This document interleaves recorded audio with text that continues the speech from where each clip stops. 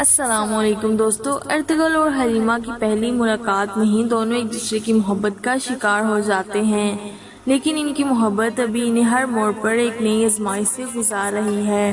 Ertugrul اپنی پسند کا اظہار اپنے والدین سلمان شاہ سے اور حائمہ خاتون سے کر دیتا ہے، لیکن وہ اس پر رضامند نہیں ہوتے۔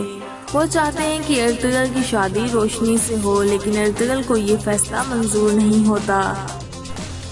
شہزادہ نعمان تمام تر مصیبتوں سے نکل کر امیر العزیز کے پاس مہمان ہوتا ہے کہ امیر موقع دے کر حلیمہ سے شادی کی خواہش ظاہر کر دیتا ہے اور شہزادہ نعمان اس پر رضامند ہو جاتے ہیں۔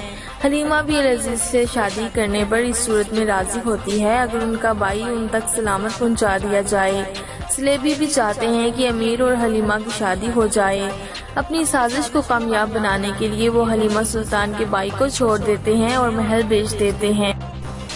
حلیمہ سلطان کی شرط پوری ہونے کے بعد انہیں دلہن بنا کر نکاح کے لیے بلایا جاتا ہے۔ جب حلیمہ سلطان سے نکاح کے لیے رضامندی کا پوچھا جاتا ہے تو وہ یہ کہہ کر انکار کر دیتی ہیں کہ مجھے اپنی جان کی پرواہ نہیں اور نہ ہی کسی کی اور نہ ہی کوئی خواہش۔ میں مرنا پسند کروں گی لیکن العزیز سے شادی نہیں کروں گی۔ حلیمہ سلطان جانتی تھی کہ اس شادی سے سلیبی اپنی سازش میں کامیاب ہو جائیں، اس لیے انہوں نے انکار کر دیا۔ دوسری بڑی وجہ انکار کی ارطغرل سے محبت تھی۔ دوستو، ان مناظر سے اہم بات ہمارے سیکھنے کے لیے ہے کہ اگر آپ کا ساتھ دینے والا بہادر، مخلص اور وفادار ہے تو اسے کسی بھی قیمت پر نہ چھوڑیں بلکہ اس کے ساتھ بھی وفا کریں، لیکن اس سے بھی زیادہ اہم بات ہے کہ محبت وہ ہوتی ہے جو ہر گناہ سے پاک ہو۔